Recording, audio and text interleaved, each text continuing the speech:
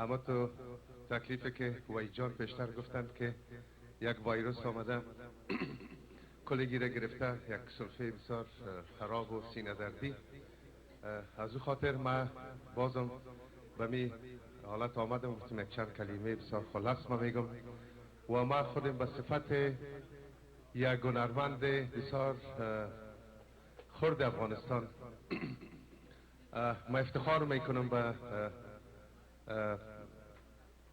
محترم زلاند بزرگ، هنرمند بسیار بسیار بسیار قوی افغانستان، راستی که خودم یکی از طرفدارای صدایش هستم و راستی همیشه ما آهنگایش میخوانم و بسیار افتخار میکنم برش و ما بسیار خوش هستم که ما در این محفل اشتراک کردیم و ما دیگه گفتنی ندارم و از تیموری صاحب راستی یک جهان تشکر که همه یک پروگرام بسیار مقبول گرفتن و همه یک پروگرام که راستی قابل تقدیر هستند و از تمام فامیل محترم زلان صاحب بزرگ فقط ما آمدم که یک یادآوری ازشان کنم. خداوند فامیلشان از زنده داشته باشه، جور باشند، خوش باشند، آرام باشند. تشکر.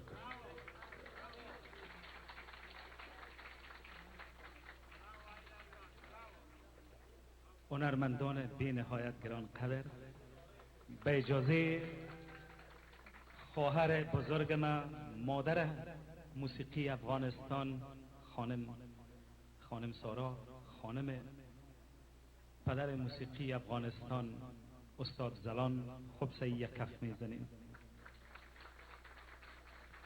و تشکر میکنم امشب از زهره جان خواهر مهربان ما و از شما هنرمندای نازنین و از نادی صاحب و جوان نازنین که محبت کردن، قربانشان که امروز راستی واقعا زلان صاحب نمرده تا افغانستان از آهنگ استاد شاولی ولی تا یک نفر افغان از زنده افغانستان است و زلان صاحب تا که افغانستان است هنرمندای افغانستان زنده است و ما افتخار میکنم برای فرهنگی های افغانستان، به مردم با کلاس افغانستان و هر جایی که هستند افغانستان دوست دارن، فرهنگ خود دوست دارن، اگر بیرون از مملکت هم هستند هنرمند خود دوست دارن. افتخار میکنم به مردم با کلاس افغانستان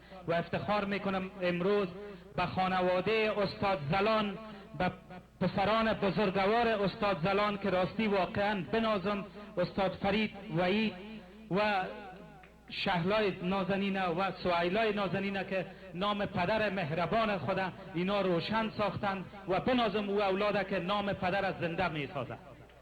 به افتخارش کف بزنید. و ایدر جان نازنین، هنرمند نازنین و احمد شاه جان اصلا هنرمند قندول و مهربان که میگفت عجب دیوانگی ها میکند دل، و استاد گرانقدر مرحوم استاد زلان، ما بچای خورده بودیم در کابل نازنین خود، بامخوی های داشتیم، چی جشن های داشتیم. راستی واقعا مردم کابل، مردم با کلاس افغانستان، او خاطره های وطن خدا، او مردم نازنین وطن خدا و او کابل وقت و او مردم کابل با کلاس افغانستان که زن و مرد در بازار مثل خواهر و برادر در شعبهات وظیفه اجرا میکردن و او خانمای مردان صفت افغان و او خانمای مردان صفت کابل، خانمها و مادرای سربلند که راستی واقعا امروز هر کدامشان مایه افتخار افغانستان هستند و از او جمله خانم زهره که امروز نمود فرهنگ افغانستان است. به افتخارشان کف بزنید. بنازم او خانما را و ای فاحیف که امروز وطن نازنین ما، ای مادر مهربان، تو به دست نامردان افتادی. روز خواد رسید که میگه چوب خدا صدا نداره وقتی که زد دوا نداره. اون مترس میگه چوب خدا صدا نداره وقتی که زد دوا نداره. انشالله روز افغانستان نازنین اما تا افغانستان خواهد شد و باز هم مرا به بزرگواریتان عفو کنین.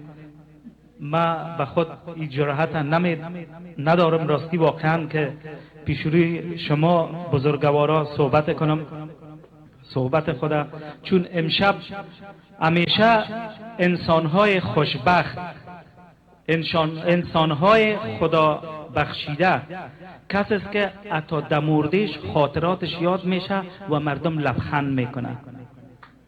این از خوشبختی او انسان است و زلاند بزرگوار هنرمند بود که ما در سال چند بود علومی صاحب بیاد دارند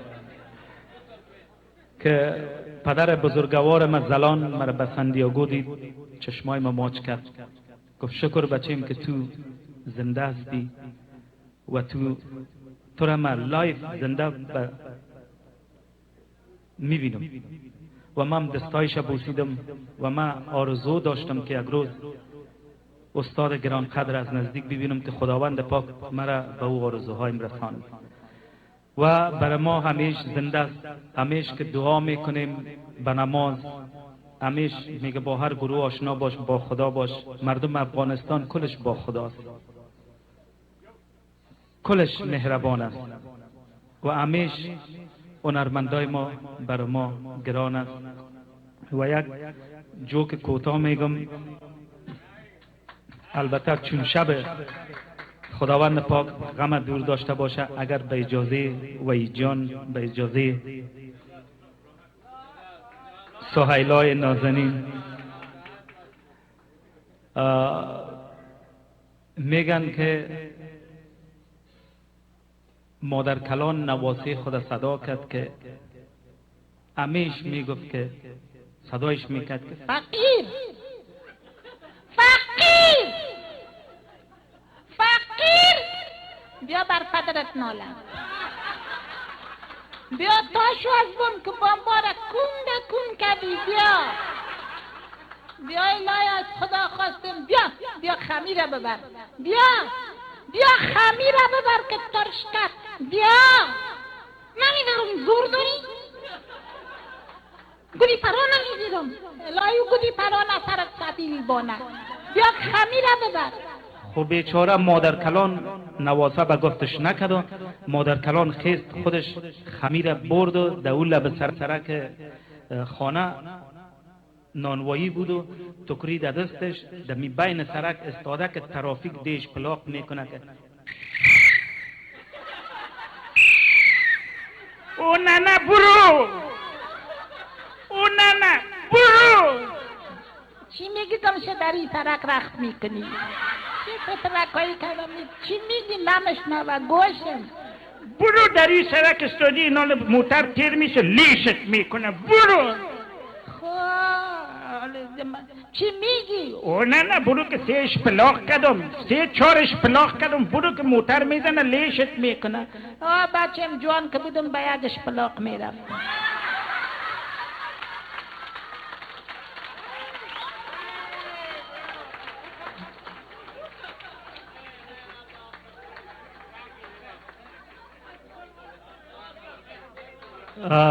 شب دراز داریم، اجازه میتیم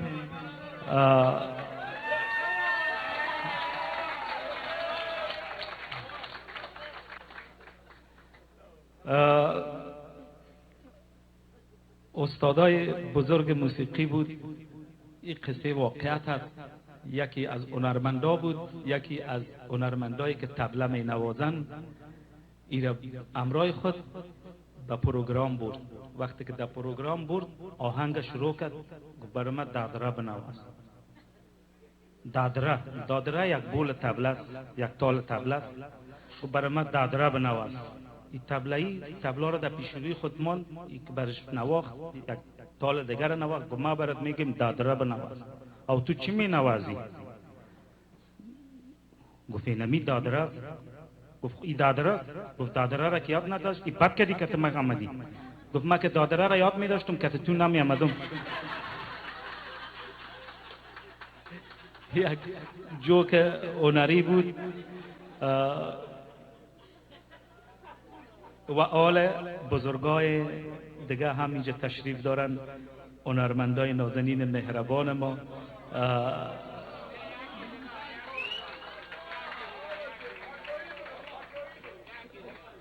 میگن که مادر کلان و پدر کلان بسیار زیاد ضعیف شده بودن، در یک اتاق خو بودن. در یک اتاق خو بودن، مادر کلان یک دفعه، پدر کلان دیگه به حساب زن و شوهر دیگه بیچاره ضعیف شده بودن. نردیشان در یک اتاق، یک دختر یک بچه و مورسی کرده بودن، رفتن پشت بخت خود. یک دفعه شبر از این خو بود دمی خو خور میزد.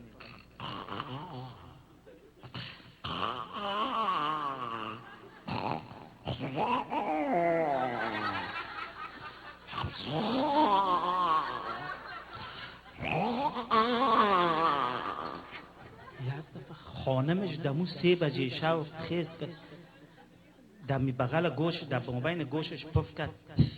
بخیر خان آقا، خان آقا، خان آقا. بخیر خدا کب گرفتی، دل جگرت بریزه، پایای ترات کب گوزده کشتی، در بدرم کدی. بخیر از وقت که گرفتمت خو شدی. بخیر ما انسان هستم، نبض دارم. بخیر که یک چیز دلم شده. اور در این نصف شوی چی دلت شده؟ بخیر یک ماچ کو، از کومه ماچ کو. این عجب کومام داری. تو هم عجب لب داری.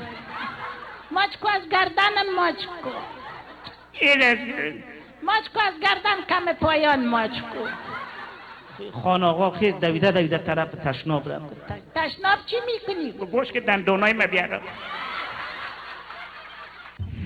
روز انترتیمنت با همکاری یاسین یوسفی با گرامی داشت از روز خجسته مادر تقدیم می کند.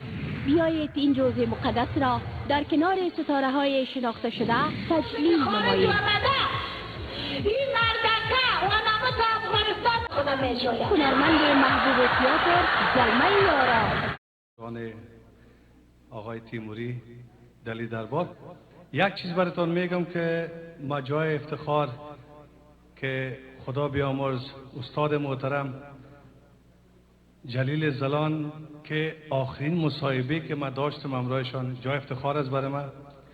و یک مسیج شبتون کوتاه میگم که با ما گفت که یادم برنامه تلویزیونی گفت آرزو دارم که یک روز به وطن بر بگردم. گفت من قربان وطن شوم.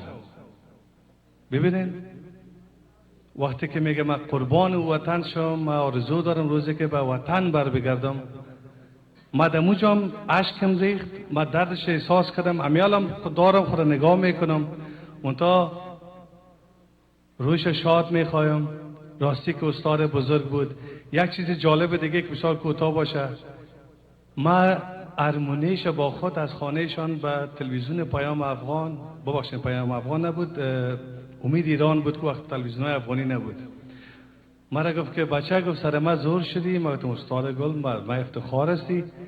گفت بیا که ما ما چی بگویم به این برنامه. گفتم بیا که استاد عزیز میلیون ها خونه تا جایی که همگی خودت دوست دارن، استاد بزرگ هستی، یک صحبت کو.